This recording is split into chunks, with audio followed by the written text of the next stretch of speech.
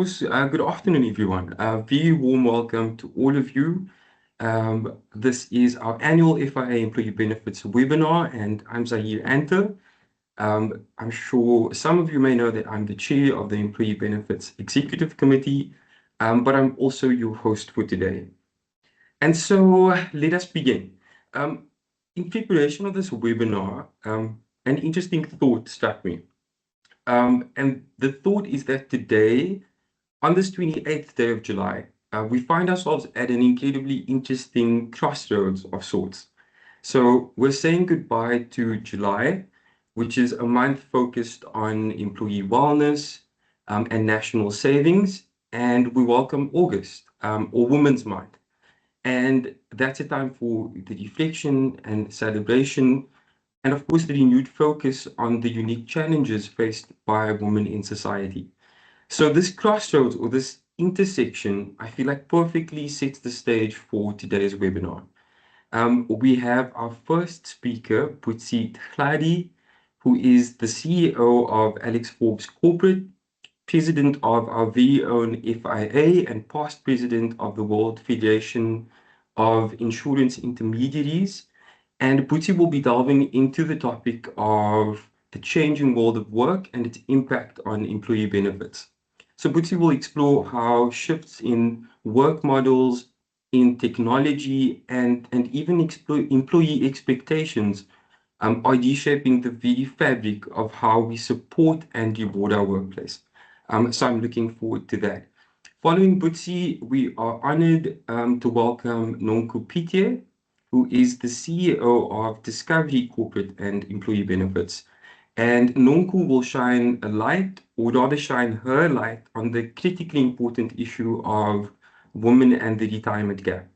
So Nonku will unpack the unique financial challenges faced by women in South Africa, and specifically with regards to long-term financial security. And she'll also offer some valuable insights into how we can collectively work together towards closing this critical gap. A gap that some studies suggest could take as long as 300 years to redress. So very, very interested to hear your thoughts, Nonku. And really my hope is that these discussions remind us of and renew our commitment as intermediaries to fostering inclusive, supportive, and financially secure environments for all South Africans. So we have a packed agenda today, and we encourage you to engage. You can ask questions via the chat box and make the most of the expertise that are shared today. And so without any further ado, we welcome our first speaker, Butsi. Butsi, over to you. Good afternoon, everyone. Zahir, can you hear me? Yes, perfectly. Perfectly. Good. Let me try and share, and then we'll take it from there. How's that? Something's happening, but there we go. Is it showing properly on your side? It is, Butsi. All right. Good afternoon, everyone. And as always, a great pleasure. Is my connectivity okay, Zahir, on your side? Yes, Butsi. We can hear you clearly and we can see the screen. Please let me know if there's a problem. I'm joining from the Northwest Province. So indeed, we are a national association. There's a hand up. Perhaps we can deal with that. Let's see. Or was it just a... Okay. It seems to have gone down. Hopefully it has nothing to do with connectivity. Abuji, may I ask that you put it on presentation mode? Is it not on presentation mode? Yes. It will. Good. Now things are happening. Thank you. Yes. Good. Right. All right. I guess it will also help to see me. Want it? Let's do that. Yes. I know still has a question there.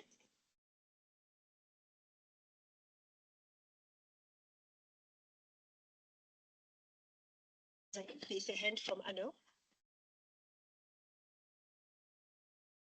Mbuchi, I think maybe let's proceed with your presentation and we'll attend to any queries post your presentation. All right, then let me kick off. As I mentioned, I'm joining us from the Northwest Province this afternoon, and it's always a great pleasure to speak to our FIA members and to speak on a topic that is so close to all of our heart, particularly in the EB Exco. So, okay, it will help if my presentation was working with me. All right. The changing world of work. I would imagine that all of us by now have got our heads around the fact that the world of work has changed, and it has changed fundamentally. And what it then calls on all of us to do is to embrace the new. I think for many of us, sometimes we talk about a pre-COVID world and a post-COVID world, whatever that may mean to you. But in essence, the world of work has changed. And for us as advisors, the question that remains is what conversation are we having with our clients to ensure that they are aligned to this world of change that we're dealing with. But hey, we live in South Africa. We are a country of disparities. We are a country with its own unique dynamics. And it often starts, for me, and you would know as members of the FIA, there's often a need to remind ourselves about who we are, the country we live in, and the type of issues that we are dealing with. And for me, nothing takes it back to that other than the story of Thandi. And hopefully it's a story that some of you are familiar with. But for me, it's a reminder that even when we talk about employee benefits, remember, we often talk about benefits that are available to people that are fortunate enough to be in employment. But there's a whole host of people, of women, of young people coming into the workplace that cannot find jobs. And for me, the story of Thandi, remember, Thandi is in many ways depicts a young African girl that now turns 18 and would have passed grade 12. And she's probably one of 1.4 million boys and girls who started school 12 years ago. Remember that 600,000 of her peers, so there were 1.4 that started, but only 600,000 of her peers made it to grade 12. Just under half of those young people drop out of school in the last 3 years of high school because they go to a school in their community that is often predominantly Black, poor, and their chances of success are very limited. So only 13% of her peers will obtain a pass that enables them to study further into university. 12% of those may get a diploma, and only 25% of those will then get to study further. In spite of all of these, Thandi has a 4% chance to studying further and ensuring that she actually becomes one of our clients. So that is the reality that we deal with. And the interesting thing that 2% or 1 in 50 of those leaving school will earn more than 6,000 in the first few years of leaving school. They'll probably get a temporary job here and there dealing with two-pot claims if they're lucky. They're unlikely to earn more than 500 per month. And throughout their entire childbearing years, they will be trapped in poverty and their children will be born into that same poverty. And the cycle of poverty will continue. The irony of it is that she will break that cycle of poverty when she turns 60 and get a state grant. There's so many of these Thandis in our world. There's so many that we need to be cognizant of when we deliver our services to our clients. It is understanding stories such as this that ensures that we're able to make meaningful contributions to those that perhaps are able to break through this cycle of poverty that is so much a part of who we are as South Africans. But like I said, we are a country of contradictions. We are a country of hope. Let me now introduce you to a second person, and we'll call her Linda, because the stories resonate when we give them a personality. Linda is 35 years old, went to a township school, and hey, she went to school, she finished school post the fees must fall and was able to be funded through NSFAS and able to obtain that post-school qualification. By the way, she has a passion for dance. She has 2 children and she works to support them. And post-COVID, she found a job in a contact center and tried to keep up with her passion. However, through COVID, she lost her job. Okay? Like happened to so many of us, so many of our clients. She hit rock bottom and has had to rebuild. through that time, she got into debt. Her kids' school fees were not paid. Her marriage was took some strain, and she never thought that somebody like her, with so much passion, with so much energy, could reach could hit rock bottom. But she's made it through that, and she was fortunate enough to get another job. Wow, what a company. It had an FIA member as the advisor, and they were able to help rehabilitate her, get her out of debt, get her into a different trajectory of growth in terms of her career. She has made it. She's doing well. And hey, recently she got promoted into a manager level. And when Two-Pot hit, she could remember that, you know what, perhaps I don't need to access this because it's not in the long run. She had the right type of engagement with her advisor to be able to make the right decisions. But I guess what I'm trying to tell us is that these things don't just happen by accident. They have to happen by design. And that type of design in many ways starts with us as advisors about what are the type of information, what is the type of advice that we give to our own clients to ensure that once people are able to be in a job, in a formal job that offers some benefits, they never fall below that line of poverty. They are always on a path towards greater sustainability. So what can your company, you as an advisor, offer Linda's employer through employee benefits? Because again, stats tell us that member outcomes are so much better for people that have engaged employers. And so therefore, for us as advisors, as we engage with our own clients, we need to bear that in mind, that all of us have got that greater responsibility about trying to contribute towards a better future for all of that. So that's a question that should be of top of mind for all of us here as advisors. What is it that we can offer? And in essence, employee benefits have traditionally been a manner in which we can probably improve the outcomes of those that are in employment. And it has generally tended to happen around these four core benefits that make up employee benefits. It will be retirement at the center and heart of it. As part of that, often you get risk benefits to protect the individuals.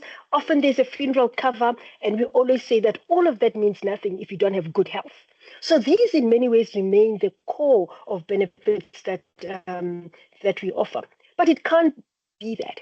For your own clients to become the employers of choice in a world where it's so competitive, more needs to happen. And our view is one that says that you need to think about these issues more broadly. If you're an advisor that continues to think in silos, it cannot be. One needs to bring it all together and bring these fragmented benefits that your own clients offer into something that is more holistic, something that will help your own clients, as I said, ensure that they become those employers of choice. Hopefully nobody in this webinar realizes what this is about. But there are people that used to connect people using a system like that. If you've not evolved how you advise your clients, we probably would think you're still stuck in those in that age. But in essence, I've talked about these traditional benefits that somehow you need to begin to shift the dial and have a different conversation with your own clients. And what that could mean in a different way of thinking, it is about giving choice. You are South African. If there's anything you understand, you only have to tell a South African that you have no choice, and boy, you will get to see us react. Generally, we're a society that appreciates choice, that wants to be seen to some extent as individuals, and let us begin to appreciate that in the conversations that we are having. It's not about what the company thinks about its employees. It is about saying what is at the center of it is our members, at the center of it are those employees. And if we don't put them at the center of it, we probably will miss the boat on that. And I've said, you've seen some of these in different ways or forms, but in essence, sometimes it's about picking and choosing. People want different things. People want, as part of that rewards that they have, it's not just about those four core benefits I talked about. It's about sometimes learning. It is about help me manage my life, help me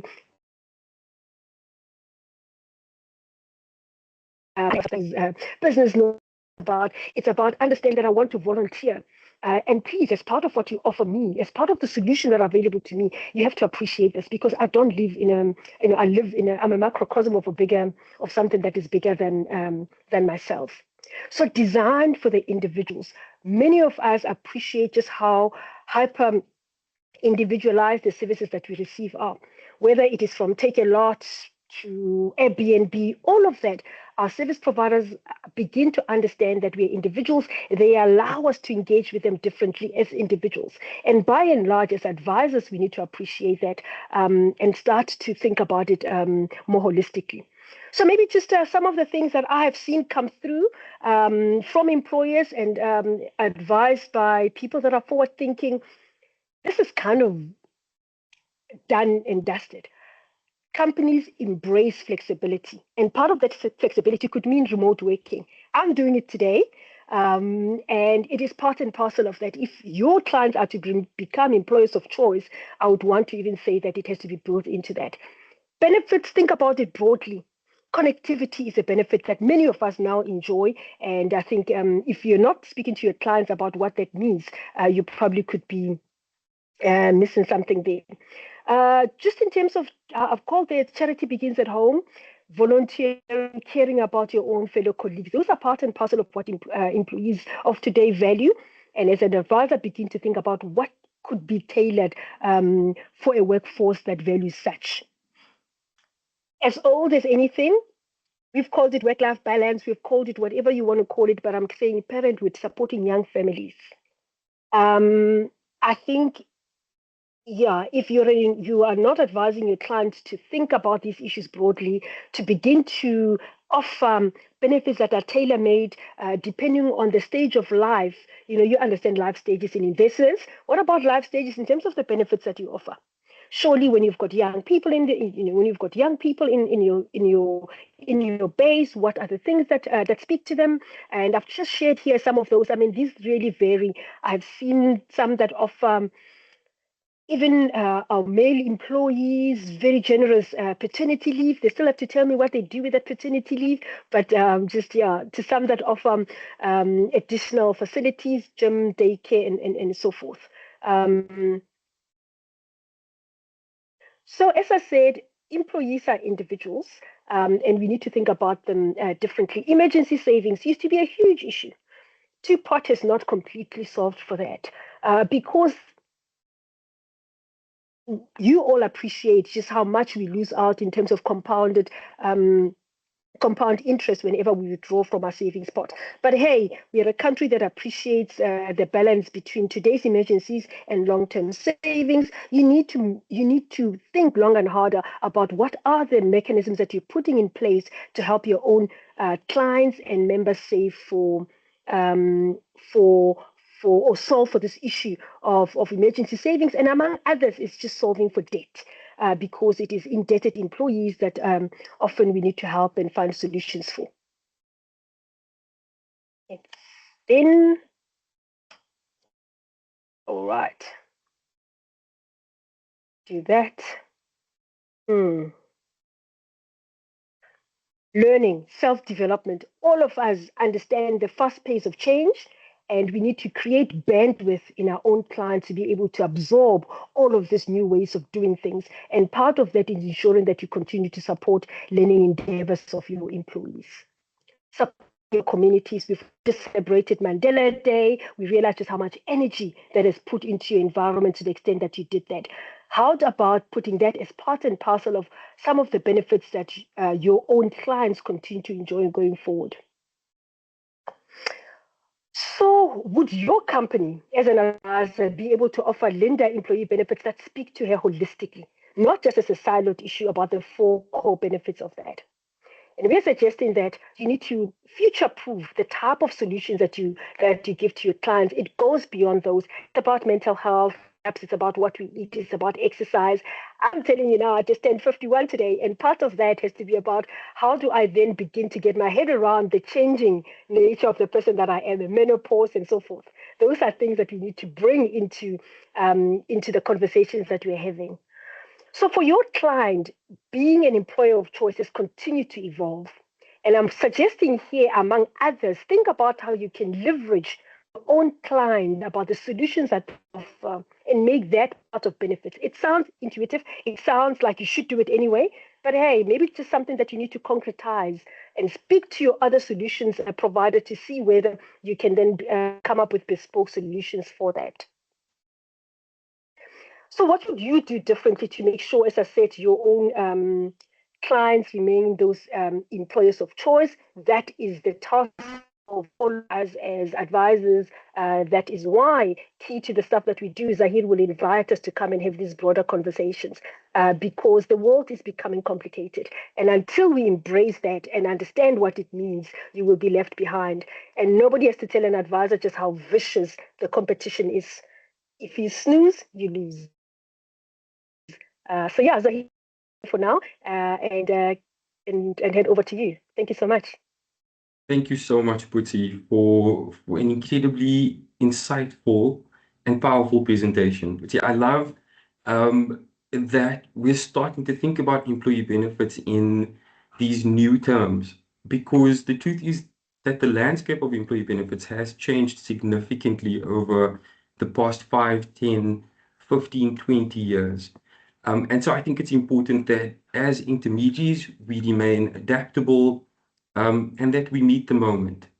Buti, I think we would be remiss not to take a quick moment, Buti, because we are mindful of your time. So to our attendees, Buti has another webinar or another conference that she has to be at exactly 3 o'clock. And so we do want to be mindful and respectful of that.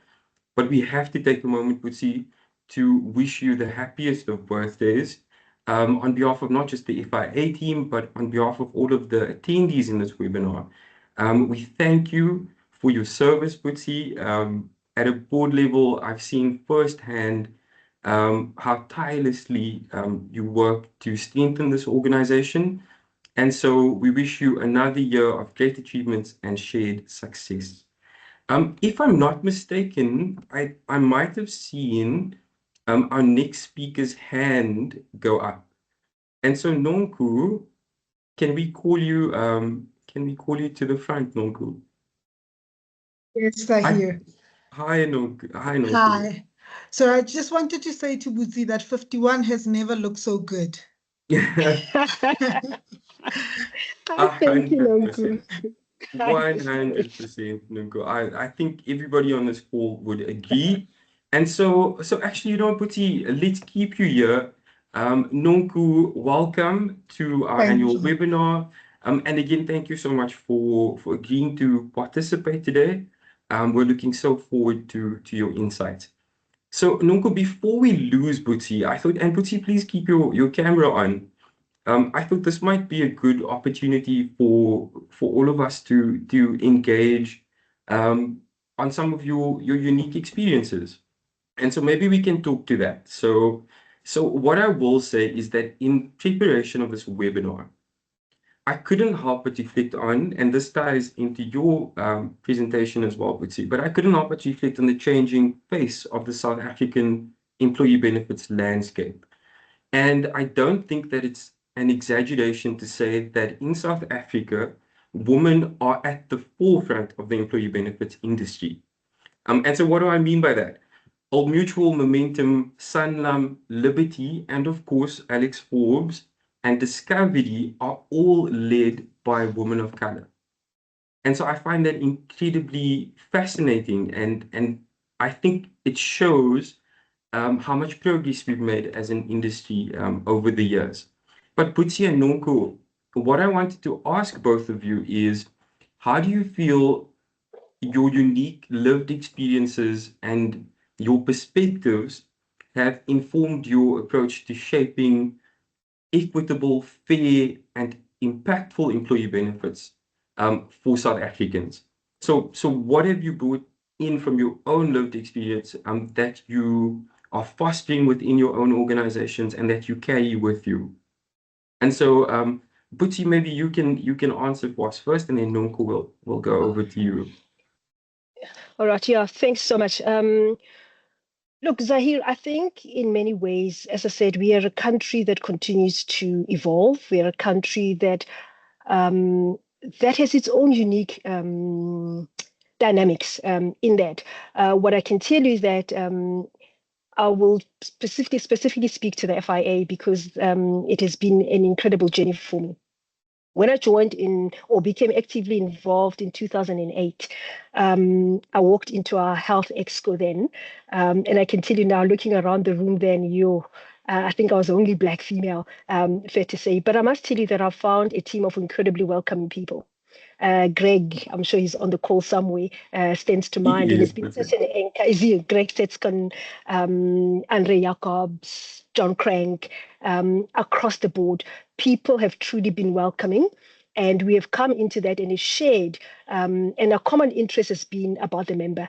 Our common interest has been what we need to do to ensure that we grow our businesses. And our business can only grow with a growing economy. All of those issues. We have so much in common that we could find each other on.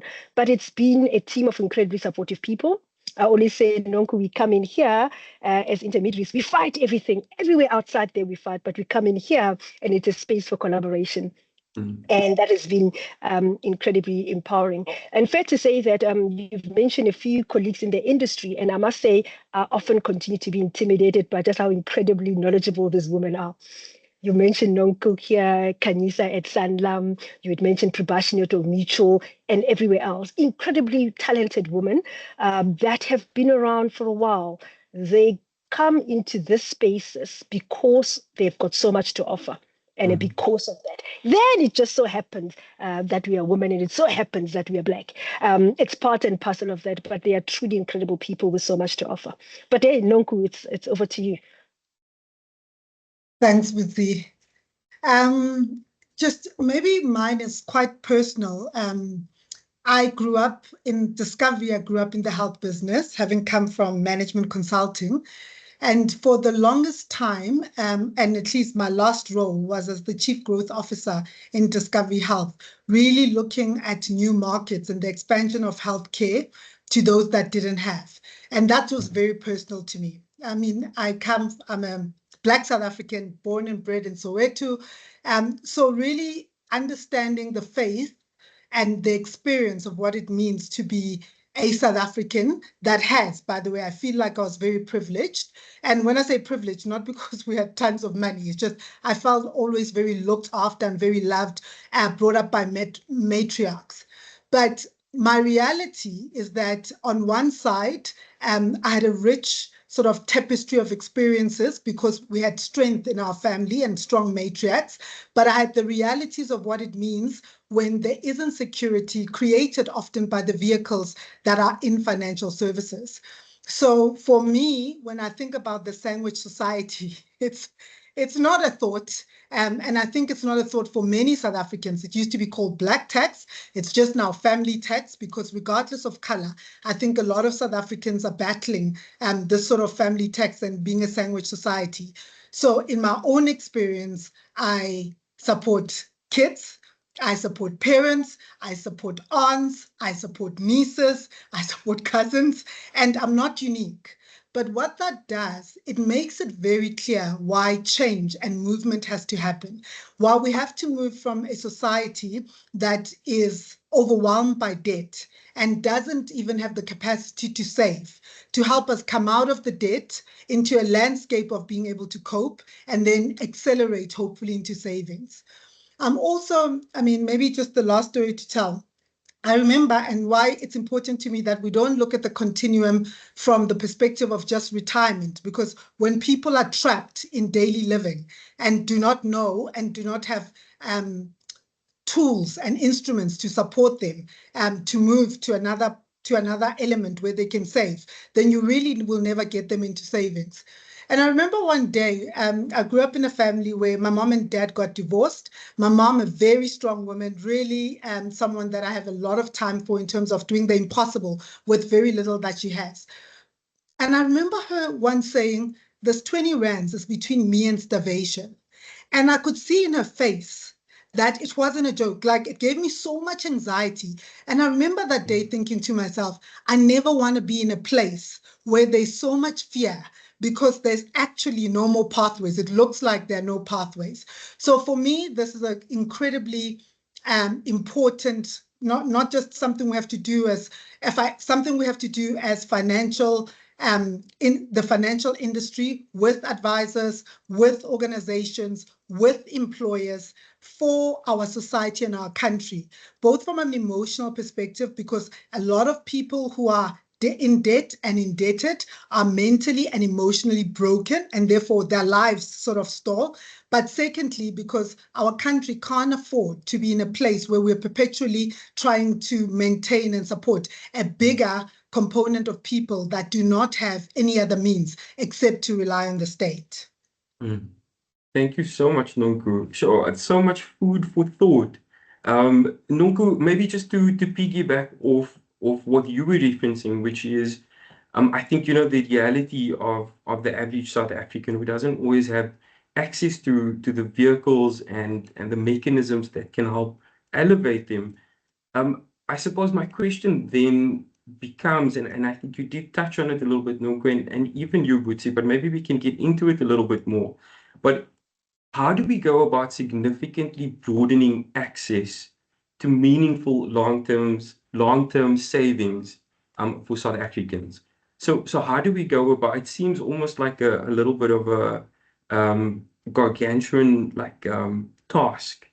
And so where does one start? Butsi, can you share your thoughts with us, and then Nonku, please Yes. come in. Yes, Sahir. Look, beyond a certain level, and I want to say that once you exceed or once you breach that threshold of poverty, let me call it that, there's a certain level where you cannot begin to save. Let's just call it for what it is. I'm told for many of us, we don't always have a problem of savings or not having enough income. We have a problem of spending. And again, I'm talking to people that often become our clients. I'm not talking about a certain layer of where it's dire straits.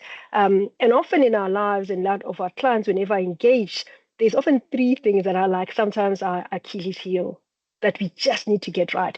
No amount of not drinking coffee will get you out of making bad financial decisions. So before I get to that, somebody always, a very wise person told me when I started out that you start by paying yourself every month. And you pay yourself by saving, emergency savings, whatever you want to call it. Then you spend. And when you spend, there are three issues that often get us into trouble. Where we choose to live. Now I'm being real. Where we choose to live. I'm a Black South African. I'm very privileged to know I grew up in a township like Nonku. I can tell you now, hospital view is always an option. To the next level, to living in wherever estate you want to live in. If you get that wrong, it doesn't matter how many coffees you stop buying at work. You're not going to win. Second issue, many of us are parents that want to give our children a life we never had. Again, the schools you choose for your children is an important issue. It is an investment because this children born post-2000 aren't going to look after us. There's sandwich society that Nonku talked about. But hey, where we choose to live. The third issue is our mode of transport. The cars we choose to drive. You get those three wrong, promise it doesn't matter where you are.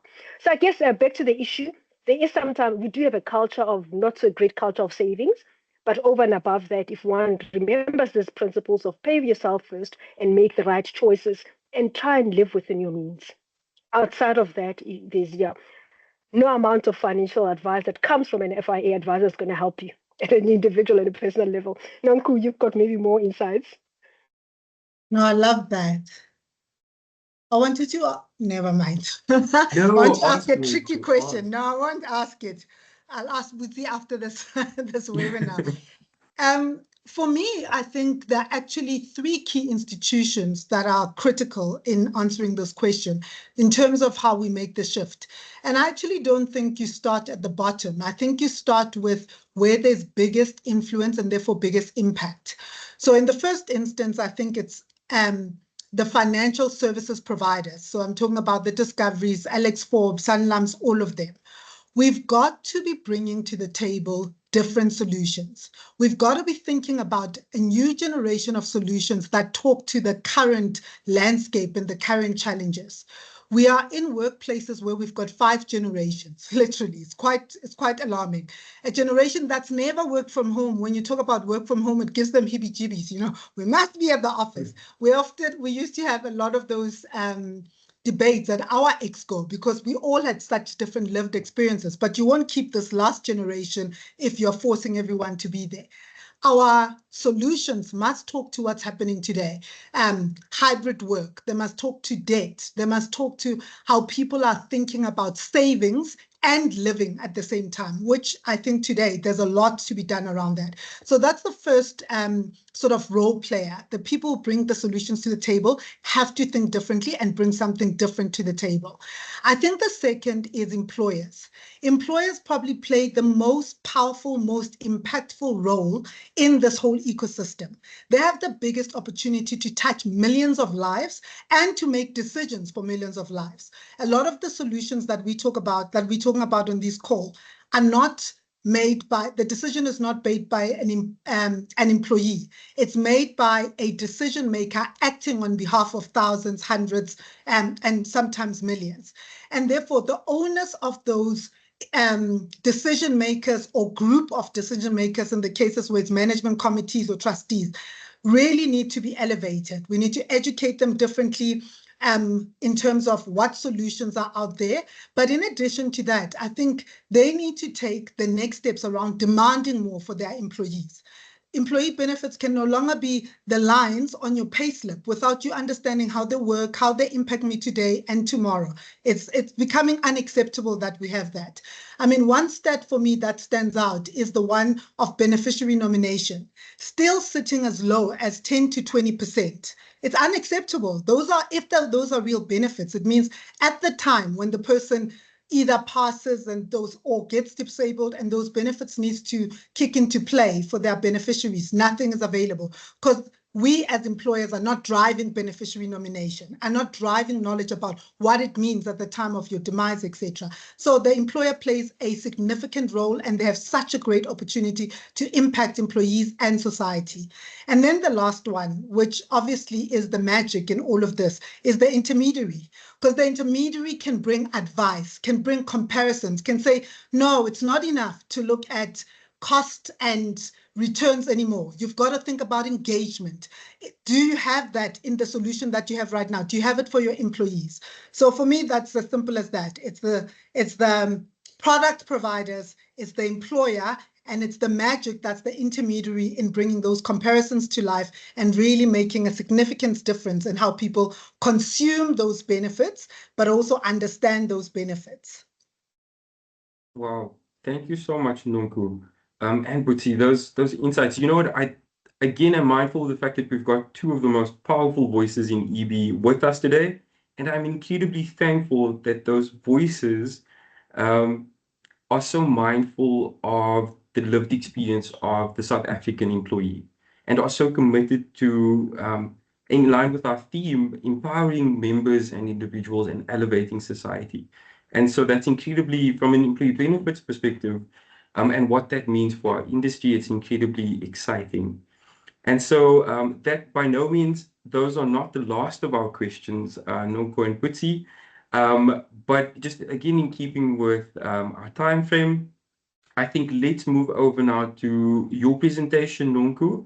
And then if time allows, we can maybe field some more questions from our attendees. So yeah, I don't think you need more of an introduction, Nonku, than the one that you just gave yourself. And so thank you so much, Nonku. We look forward to hearing from you. Thanks, Zahir. Maybe just to give context to my presentation, this is something I'm hugely passionate about. Obviously, savings, particularly retirement savings in our country, continue to be something we have to drive very passionately, given that only 6% of economically active South Africans will be able to retire. That's a very scary stat. So holistically, for men and women, this is very important. But as you started the webinar, you said, you know, there's a magical blend between savings and Women's Month coming up in the month of August. And so for me, this is a very important time. I mentioned that I was raised by matriarchs. I come from a very strong family of women, strong women that while not economically empowered, were empowered in many other ways. And those ways were around, I guess, really teaching me how to stand up, be vocal, that equity and inclusion is important. And that wasn't in the context of just being a woman. I guess that was in the context of where the country was at the time. But I'm also a woman in South Africa, in a workplace that is very passionate about equity and inclusion and driving initiatives in that space. And then finally, I'm a mom of 2 girls, girl children, teenagers. And again, I am very passionate about the fact that we need to improve and change the experiences of women over time.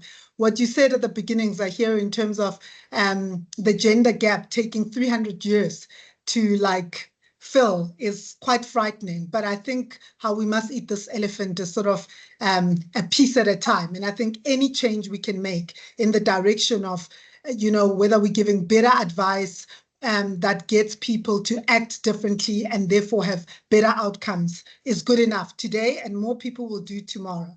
So that, in a nutshell, sort of introduces what I'll talk about. It was fascinating for me to see the experiences of men and women in terms of retirement, both of which need addressing. But in addition, how the woman situation is exaggerated because of structural dynamics that exist. And that's really going to be the nub of my presentation. And I think something important for intermediaries to keep in mind when they're advising in different contexts, in terms of the kind of things that women are dealing with, different to what the male counterparts are dealing with. If you're comfortable, I will share my presentation. Thanks, Zahir. I won't waste any time, just given the time that's already gone. Just so, as I said, I wanted to just delve a little bit more into sort of the structural dynamics that women experience in the landscape of savings. So in a standard retirement model, women automatically have less. And so let me try explain how. So if you take 2 South Africans, Amanda and Mahlatsi, both with exactly the same sort of opportunities, what you'll see is that they're both 25, contributing 7.5%, 30K monthly salaries, no savings pot withdrawal, really managing well for young people, and both in a moderate balance fund. At the age of 65, both of them should have about 10 million in their retirement pot. However, given the fact that we obviously apply a lifespan projection model, if they reach the age of 65, it's anticipated that Amanda will live longer, as a woman, will live longer to 86.6 years, while Mahlatsi will live to 84.7 years. This particular lifespan projection leads Amanda to have an annuity payment of 38,000 per month, as opposed to her counterparts, Mahlatsi, who would be sitting at 42,000. So just structurally built in based on her lifespan. But it's not so simple, the equation. If that was the only simplicity in the equation, it gets even more complex. We know that globally, actually, but also in the South African context, women earn about 76 cents for every rand earned by a man. What I didn't know, which really took me back when I learned the stat, is that actually this gap widens over time. So the older the people get and the more they work, it widens. And if you think about it, it's quite intuitive, right? So when you start, the gap is there, but it's probably closer because you graduated the same with the same degree. As you continue to move through your career, women are probably making different choices during childbearing years, some opting out for a little bit, coming back, etc.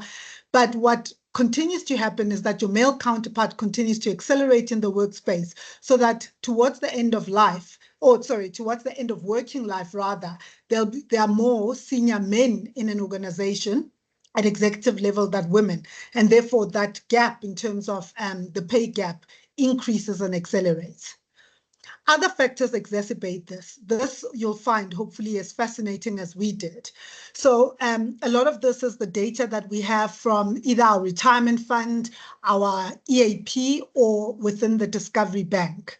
So what we've learned is that in the first instance, so if you look on the top part of the slide with me, left to right, the first stat that comes from Stats SA basically talks about the fact that women look after from I guess a construct of women with children rather.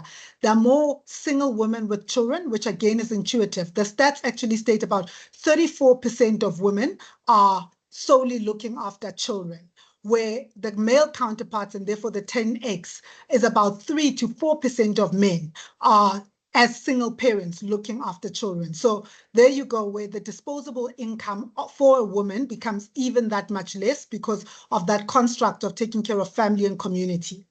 On the right-hand side, the 3.1x talks to the fact that 30% more women are likely to withdraw from two-pot. And this is what we literally seeing from the two-pot retirement stats.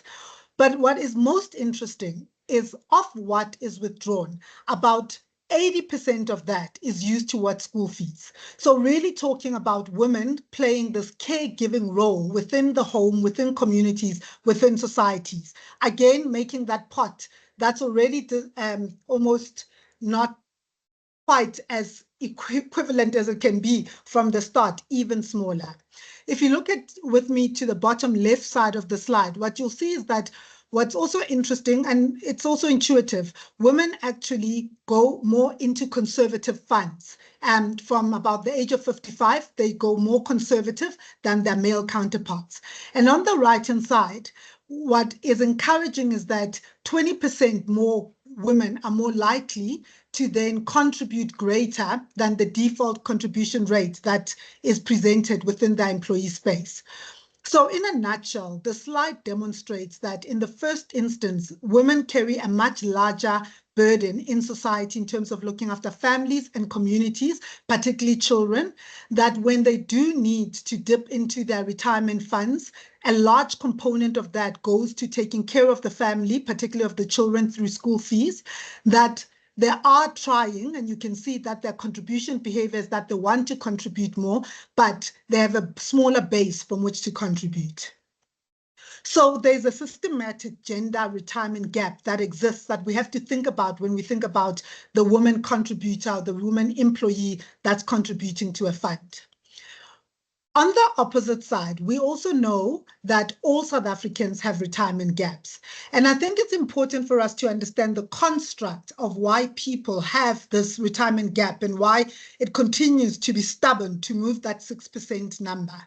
So in the first instance, I mean, I don't need to tell, I guess, the intermediaries this. Advisors are probably most well-versed that only 6% of the economically active South Africans will be able to retire. I think one of the biggest probably battles we face is that people are just not aware. And to a certain extent, it feels like they're not interested, but it's not interest. There's actually a lot of fear around this. Like, do I have enough? I don't even want to know. I've made mistakes in the past. I probably don't have enough. I'll probably never have enough. So only 1 in 2 people, so 50% of the people understand what retirement savings are and what you need and how many years you need in order to retire. And as you can see, that the research demonstrates that most people think you'll need only about 20 years. And that's obviously a fast. Then you'll need to live on much less than what you expect to live on. And then finally, because of this either not wanting to know or thinking you're therefore not planning appropriately enough, which is a powerful, powerful space and role where the intermediaries can get involved. So what is the first step? When you talk about debt and you talk about retirement savings, I can tell you the common man just feels overwhelmed. And before I was in this space, I felt overwhelmed. And the first time I really took the time to understand where I was and to understand whether I had a gap or not was really plunging into the EB space and starting to understand it and my journey in terms of leading it.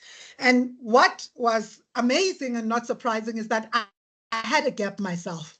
So one of the biggest things we've moved towards as Discovery is that it's not good enough for us to hope that people do this, that they do it once or twice a year with an intermediary. We need to provide more tools.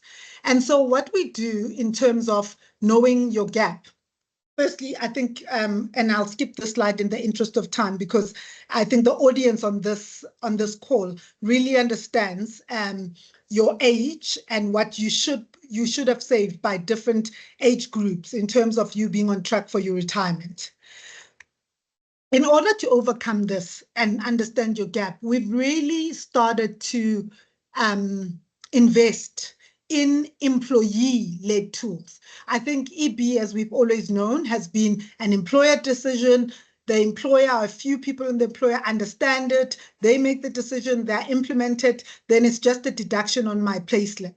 Where we've started to move, which is an incredibly important place to be, is getting people to understand the decisions that they make, what they'll mean at retirement, and start tweaking those decisions so that this is a lifelong journey where you're engaged as opposed to something at a point in time. So we have a very easy calculator, you'll see it here, where you set an income goal. So you literally say, I want to make this much by the time I retire. You can obviously guide people based on their age group and what it should project. And then there's a projected income that you are driving towards with your current contribution, and you'll see it there. And then finally, it shows you a very clear income gap. If you want to be at 119,240 rands, you need to be contributing, you need an additional 33,609 rands, as simple as that. So really in living color, showing you. So, you know, when I thought I could live on, I can't even remember what I put in. I think my income gap was 54%. That's quite scary, right? That makes you think, firstly, is that really what I need to retire? But secondly, if I am to close that gap, what are the actions that I need today? And then, so the first thing is help people just know where they are. And as intermediaries, you have that at your fingertips, not just our tool, you have the data at your fingertips. And there's also power for me in not just setting an income goals, but rather allowing people to dream. Think about when you're 65. What do you want to be doing? No, people will then say, I want to retire. I want to travel. I hope to be taking my grandkids on trips. I hope to be. Then when they see how much their income will be, that almost like, okay, do you understand that you're not going to be able to do this unless you make changes today in order to be there tomorrow? So as opposed to it being just an income goal and what you want to reach, there's an opportunity to dream and to think and to cast your mind into a future that makes people feel inspired as opposed to scared about the future. The second part, once people have a picture and the picture is clear, is to then guide them in terms of saying, for us, that was important. What do I need to do to close this gap? And what are the options for me to do so? So we do it in two ways. The first way is we give people an understanding. We give them an option using what we call a contribution optimizer that just says, if you want to keep your salary the same but close your gap, there's one key way to do it at salary increase time. And then you can see the example we've provided here is quite simple. When you get a salary, so you are here right now, when you get your next salary increase, you just need to add 2% per year for the next 6 years and your gap will be closed. If you say, no, I want to be much more aggressive, you just need to add 3.5% a year for the next 3 years and your gap will be closed. So you actually take, because it feels so complex, there's no complexity. Don't touch your current income because maybe you're saying, no, I live on this full income. I need what I'm getting today. Let's wait till your salary increase comes in and then let's show you simple ways. And this can be different, right? You could have another permutation that gives you 4.5 years as an example. Alternatively, the person can say, actually, I want to play with it. I want to see if I put in an extra 300 rands a month. So you give them an opportunity to use actual rand figures where people can play and say, actually, I can afford 500 a month. What does this give me and how long will it take me to close my retirement gap? So first, allow people to know if they have a gap, where they are, and when they have a gap, we've given them an easy way to close it. Then the final thing I really just wanted to discuss is, you know, we often talk about we want to help people save more, we want to close the gap. And I must be honest, I was exceptionally inspired moving into the corporate and employee benefits at Discovery and noting what we've done in terms of rewarding good behavior, which is part of our sort of behavioral economics that we use in all of our products. But the idea that in order to incentivize people to move, obviously all things being right, intermediaries must do, must play an impartial role in terms of advice, but most important, beneficial to their clients. But when all things are right, meaning that you've got the right returns at the right costs, and you're looking at what else should I look at? And for me, this was amazing that we give a transfer boost for transferring your assets under management from one place to another. And this is powerful because if Nonku has 10 million rands and literally from one day to another, they now have 10.15 million. It makes such an incredible difference to see the additional amount. And as long as you've preserved with us, that grows on a compound basis up to retirement. So very important for us, at least at Discovery, 3 things: help people know what's happening, because if you don't know, you don't have the power to do anything. Once they know the reality of what's happening, help them in an easy way to be able to move to where it's aspirational for them to be. And once you've done that, is there a way that you can encourage boost rewards? Here I've just talked about the transfer boost, but we obviously have an ongoing boost where you add more contributions, we boost that contribution. But this is not a product presentation. It's just to give a sense of what I think product providers should be doing and how they should be thinking differently. I'll pause here. Thank you, Nonku. Sure, Nonku, I think, yeah, incredibly interesting. There was a comment as well that I think speaks to just how helpful these kinds of insights are when we think about things like retirement savings, Nonku. And so thank you for that. Nonku, do you still have more to present, Nonku? I think I saw some additional slides. I'm happy to pause. Are you happy to leave it there? Yes. No problem. I think we can engage a little bit more, Nonku. So there is a question in the Q&A box that I'm going to address, Nonku. But before we get there, you were speaking earlier a little bit about the Sandwich Society. And so I find the concept incredibly interesting, Nonku. And of course, I think all of us in employee benefits understand what it means. But I think there are members that are in attendance that maybe don't have a very comprehensive understanding of what that means. And so could you talk to us a little bit more about this Sandwich Society, Nonku? And then, and I think you have touched on it, but maybe just to reiterate, what are some of the ways that we can mitigate the effects of that? Yeah, so maybe just a very simple description of a Sandwich Society. It likes in the liken, what's the English word?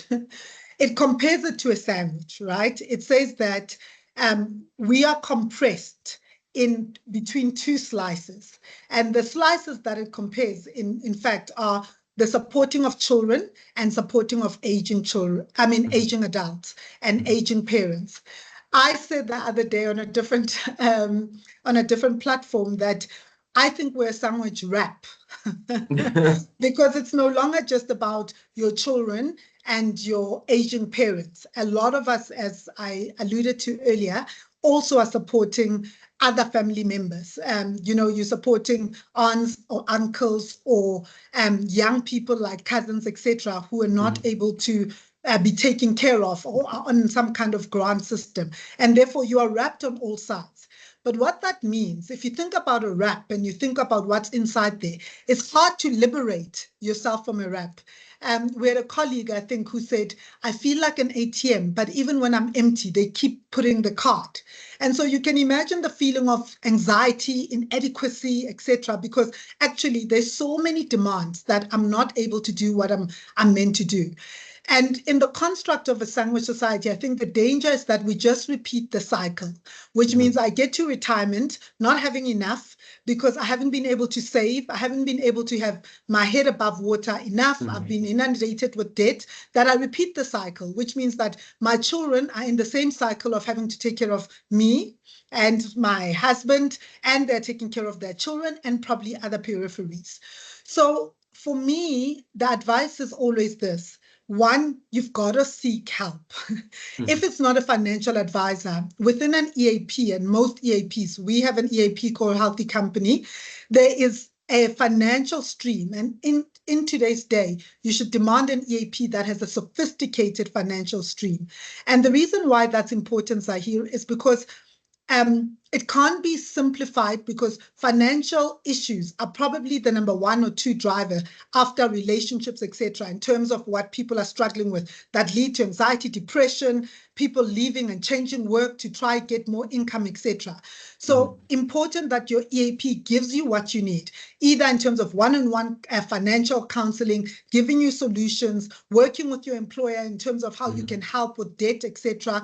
We have, as an example, 18 courses curated for our clients, and those 18 courses go from as basic as budgeting to how to get out of family tax and to sustain getting out of it. But we also partner with other key partners that will help with like financial counselor.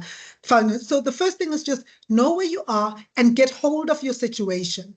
Once you know where you are and get hold of your situation, you can only build from there. And so get that right, either with your financial advisor or some kind of support, and then get into a place where you're making a plan to move in a direction. Maybe finally to mention, just the comment I made earlier around we as product providers or solutions providers have to think harder. We've been challenging ourselves the same, and we've been looking primarily at the issue of debt, given what we've seen that a lot of two-pot claims are driven to try and service other debt, you know?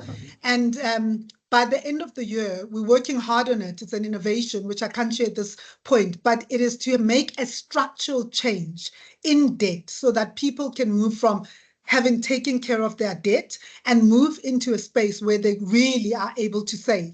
And we think you need something radical and a structural change that allows you to do that. Because currently, I think the solutions are just scratching at the surface, but not really a structural change where you can really change your life fundamentally. Yeah. And actually, that's an excellent segue into, and I think this is the last question that we have time for, unfortunately, Nonku. There are lots of other questions, but the one that I'm going to highlight, Nonku, is from Marco, and he asks, are there any plans to include the stokvels in the pension fund industry? And so, Nonku, I think it opens up a wider discussion, which is traditionally benefits are provided through employee benefit schemes. But we can see from the popularity of stokvels that there's a real desire for South Africans, even those that are struggling financially, there is that desire to save, Nonku. And so I suppose the question then is, beyond your more traditional retirement products, what kind of innovative financial instruments or community-based support systems can we develop or leverage to empower South African women? And I'm thinking, Nonku, of those in the informal sector, or those with lower lifetime earnings, and those that are wanting to build sustainable wealth for the retirement. So what are some of those innovations, Nonku? Yeah, I love that question. And it's a really challenging one because even at higher income thresholds, it's such an incredibly hard thing to that we have not been able to solve as a country, given where we are. I mean, maybe 2 comments. The first one is that I think that if we think about the stokvel construct, it is around short to medium term relief stroke opportunity. By that, what I mean is we save together in order to get short-term required support. Some stokvels do it for groceries at the end of the year. Some do it to buy assets like into their homes, as an example, fridges, etc. So I think and then some obviously have funeral stokvels, which is around trying to create an insurance product in a kind of space where when a death happens, then there's something. So for me, understanding that need means that where we are not at is talking about long-term savings first. I think where the real opportunity comes in here is, could we look at other solutions like funeral solutions that really make a massive difference, that are well regulated, but are thoughtful about how stokvels work, in terms of multiple people covered in your broader family, which I think a lot of us have moved towards. But what else is required? before we try and make the step change into retirement, because right now there isn't enough disposable income, which is why we save collectively for groceries, or save collectively for fridges, or save collectively. We should understand the needs and what stokvels are trying to do, and they're trying to solve for short to medium term. Once we've been able to support that need, and there are many ways to do that, it's an exciting question to think about even within the construct of our bank and how we can do that, from interest rates to giving better interest rates, to looking at reward structures that we have at individual levels around home loans and home services, to what else can we do in that space. But I really think that the opportunity today for me is around shifting lives in terms of funeral and life cover that can change the trajectory of the children's lives that stay behind. Beautifully said, Nonku. And Nonku, with that, thank you so much for your contribution to today's webinar, Nonku. I wish we had more time. I feel like there's so much more we could unpack, Nonku, but you know, we work within the restrictions that we have. And so maybe just to conclude, as we draw to a close, I really hope that today's discussions have not only informed our attendees, but have also inspired action. And so from navigating the ever-evolving landscape of employee benefits in South Africa to confronting the critical issue of the women's retirement gap, I think that the insights, Nonku, that you shared and the insights that were shared by Butsi underscore a singular truth, which is that investing in the well-being and the financial security of our employees is not just a benefit, it's a business imperative. And a societal responsibility. And so I think that ties in very nicely with our theme, which is that by empowering people, you elevate society. So for all of us, let's carry the momentum of July's savings and wellness focus into August's celebration of women, ensuring that every South African employee has the opportunity to thrive, both in their careers, but also in their retirement. Thank you everyone so much for joining us for today's webinar, and we'll see you all next year. Thank you so much, everybody.